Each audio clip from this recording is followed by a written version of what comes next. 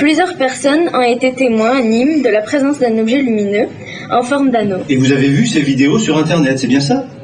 Tout à fait, et c'est un effet assez troublant. Nous reviendrons donc sur le sujet au cours de l'émission Libre à vous de jeudi prochain à 16h15.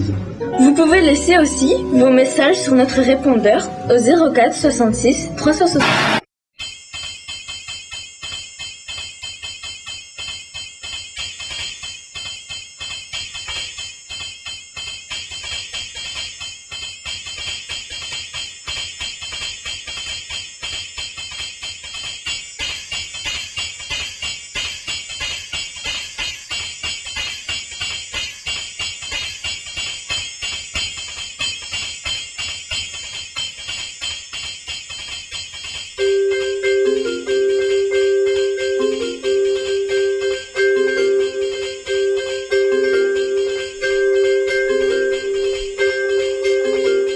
Je me trouve sur le lieu de l'apparition nocturne, à l'angle de la place Gabriel-Péri et de la rue Pierre-Sémat, près du site universitaire faisant face à l'église Saint-Baudile et la porte Auguste. Plus précisément autour de ce grand espace clos, derrière lequel se trouve le chantier de construction d'une future ZAC. Vous remarquerez qu'une fouille archéologique a été effectuée à cet endroit.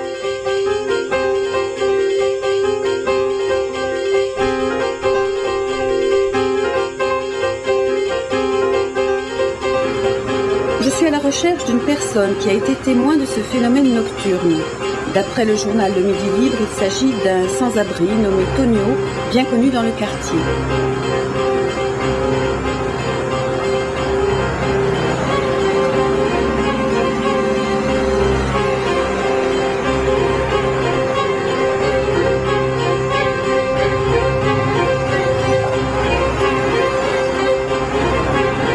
Alors vous connaissez Tonio ? Tonio, oui, je le connais, c'est un ami. Il est là-bas, sur le parvis de l'église.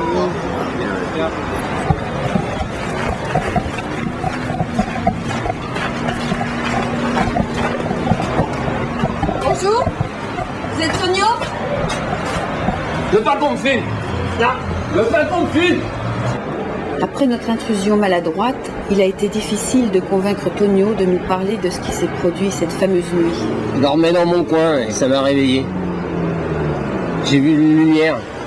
Enfin, il y avait un grand rond de lumière. Enfin, comme un anneau, oui, plutôt un anneau de lumière. Là-bas, au-dessus du chantier. Il y avait comme une vibration dans l'air. M'a fichu la trouille. Comme si ce truc allait éclater. Ça tournait, comme si ça cherchait quelque chose. Ça tournait, là. Et puis, d'un coup, c'est remonté, très vite. Puis ce truc a disparu. Je peux rien vous dire de plus. Il y en a plein qui me croient pas. Je veux pas qu'on me prenne pour un fou. Deux personnes ont filmé cette apparition au moyen de leur téléphone mobile. Malgré la mauvaise qualité des supports, on distingue l'anneau de lumière qui descend et vient balayer pendant quelques secondes la zone au-dessus du chantier avant de remonter très rapidement à la verticale dans le ciel. C'est un truc de malade. Mais c'est quoi ça? Mais sérieux, c'est un truc mystique. Vite, vite, vite!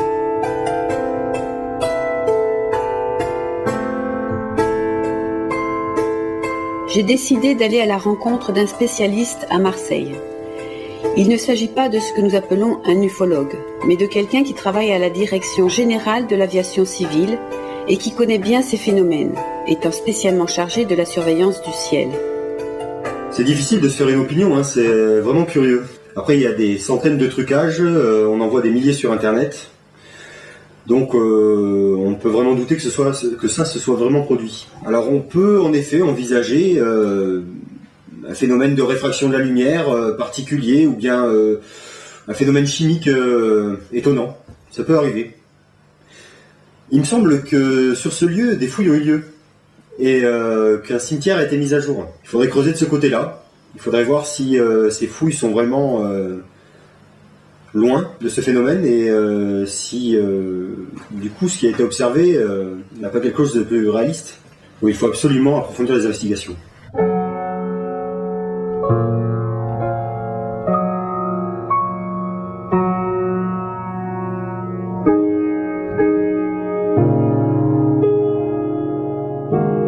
vestiges découverts au cours de la fouille préventive sur le chantier de construction de la place Gabriel-Péri alimente bien des mystères.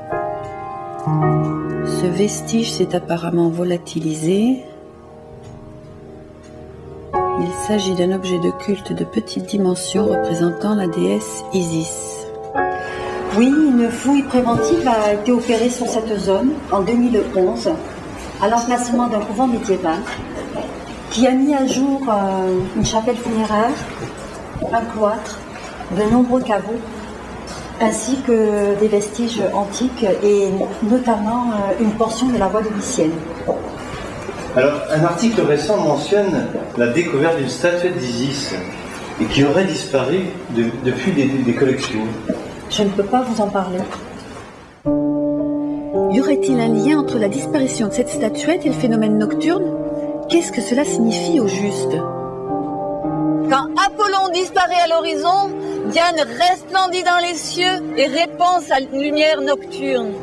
Ces deux divinités éclairent le monde tour à tour. Le monde de Diane, c'est le monde des forêts, des clairières, des sources. Un monde en marge entre deux univers. Une sorte d'obsession autour des figures en anneaux, très présente à Nîmes, me conduit au fond ancien de la bibliothèque. Je dois y trouver le Liber Astronomicum sub figura et nomina aurum, un livre très rare dont un chercheur m'a parlé.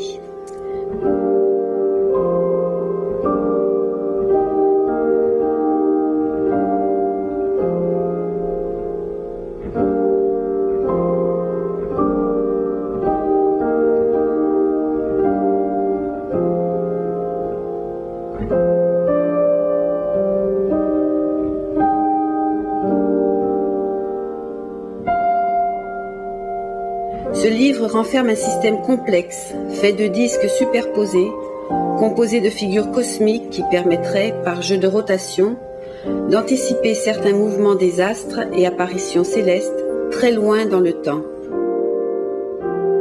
dans notre futur même.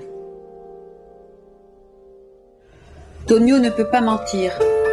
Il a vu quelque chose, il a vu autre chose, mais il ne pourra plus en témoigner. Cette histoire d'anneau, la fleur de vie aux 7 cercles sur la pierre du temple de Diane, les 5 anneaux olympiques, Moebius, les Yunga hindous, les Nibelungen, l'Ouroboros, le Quetzalcoatl, Pollux et Zébulon, Ulysse et l'éternel retour, le boomerang, le Big Bang. Je suis moi-même dans un de ces anneaux peut-être, un anneau à l'intérieur d'un anneau. La lumière est un anneau, le temps est une spirale. Fibonacci. En géobiologie, l'anneau lumière est basé sur un principe antique et universel, également connu sous le nom de principe de rotation, aux dimensions de la coudée égyptienne. Le nombre d'or. C'est un cycle infini, sans commencement, ni fin.